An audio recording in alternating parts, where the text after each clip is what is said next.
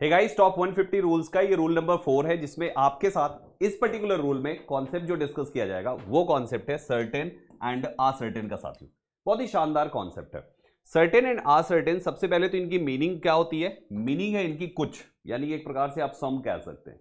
Certain का मतलब भी कुछ होता है, असर्टेन का मतलब भी कुछ होता है। दोनों की सेम मीनिंग है बट यूज दोनों के बिल्कुल अलग है। साथियों, कैसे? हम जब कभी भी सर्टेन शब्द लिखते हैं तो आपको इसके बाद जो नाउन यूज करना है वो हमेशा प्लूरल होना चाहिए, और नाउन को प्लूरल कर दिया तो आपको वर्ब भी प्लूरल करनी पड़ेगी। तो सर्टेन के साथ plural noun and plural verb का यूज किया जाता है साथियों। जबकि असर्टेन के साथ आ लगने की वजह से यहां पर नाउन आपका सिंगुलर हो गया और आपकी वर्ब भी दोस्तों यहां पे सिंगुलर हो जाती है। सर्टेन के साथ plural noun plural verb, a certain के साथ सिंगुलर नाउन सिंगुलर वर्ब। बस ये छोटा सा पॉइंट याद रखिए, आपसे कभी मिस्टेक नहीं होगी सर्टेन को लेके। आइए एग्जांपल से प्रैक्टिस करते हैं। जैसे पहला सेंटेंस लिखा हुआ है केवल सर्टेन है, तो हमें यहां पे जो नाउन लिखना है दोस्तों वो प्लूरल करना है जो कि लगा हुआ है। अब नाउन प्लूरल हो गया तो हमें इज आर में से एक वर्ब चुननी है जो कि प्लूरल होनी चाहिए, दैट विल बी आर साथियों। यानी certain students are not present today, ये इसका आंसर होगा।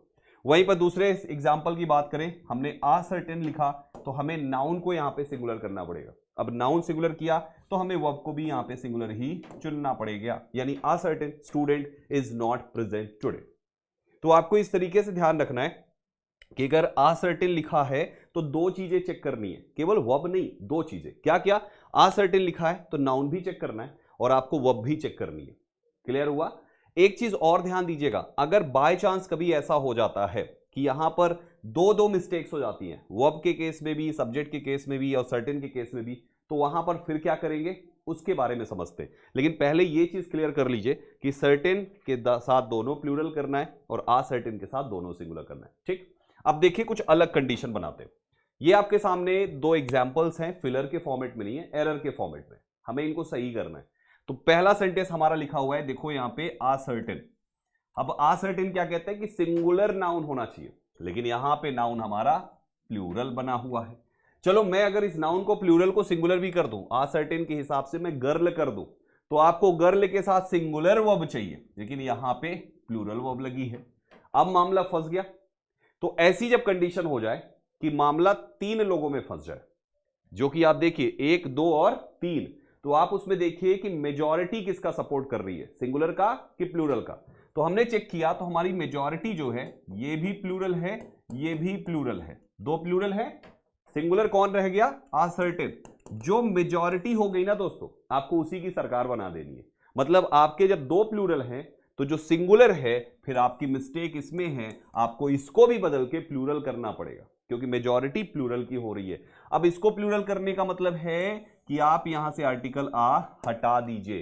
अब सेंटेंस पढ़िए, certain girls are trying to meet you. सही हो गया सेंटेंस, राइट? ऐसे ही आप चलो अगला सेंटेंस करते हैं। यहां लिखा हुआ है सर्टेन पीपल, सर्टेन आपका प्लूरल है, पीपल आपका प्लूरल है, कैन सबमिट हिज फॉर्म्स, यहां पे हिज आपका सिंगुलर है।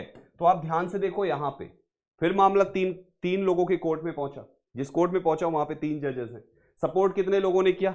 यहां पे मेजॉरिटी किसकी है? मेजॉरिटी है प्लूरल की। यहां पे सर्टेन प्लूरल, यहां पे पीपल प्लूरल। अब ये दोनों प्लूरल है तो अकेला सिंगुलर फंस गया। आपको उस प्रोनाउन को चेंज करके इसको भी प्लूरल करना है, यानी यहां पर देयर होना चाहिए साथियों। तो इस तरीके से भी आपको ध्यान देने की जरूरत होती है जब आप subject verb agreement based question solve कर रहे हो। उम्मीद करता हूं आपको अच्छे से समझ में आ गया और अब आप कभी भी नहीं फंसने वाले हैं सर्टेन और अनसर्टेन के कॉन्सेप्ट में। आपके लिए होमवर्क में मैंने दो सेंटेंसेस यहां पे प्रोवाइड किए, sentence number 1 and sentence number 2। ये दो आपके पास सेंटेंसेस हैं जिसमें आपको बताना है कि इस ब्लैंक में इज आएगा कि आर आएगा और दूसरे वाले में हैज आएगा कि हैव आएगा। ये आंसर आपको इस वीडियो के कमेंट बॉक्स में बताना है। मैं हर बच्चे का कमेंट पढ़ूंगा, कितने बच्चों ने सही जवाब दिया, जिसका आंसर सही उसके कमेंट को मैं लाइक करूंगा। ठीक है, तो this was the end of rule number 4। अगले वीडियो में मिलेंगे रूल नंबर 5 के साथ।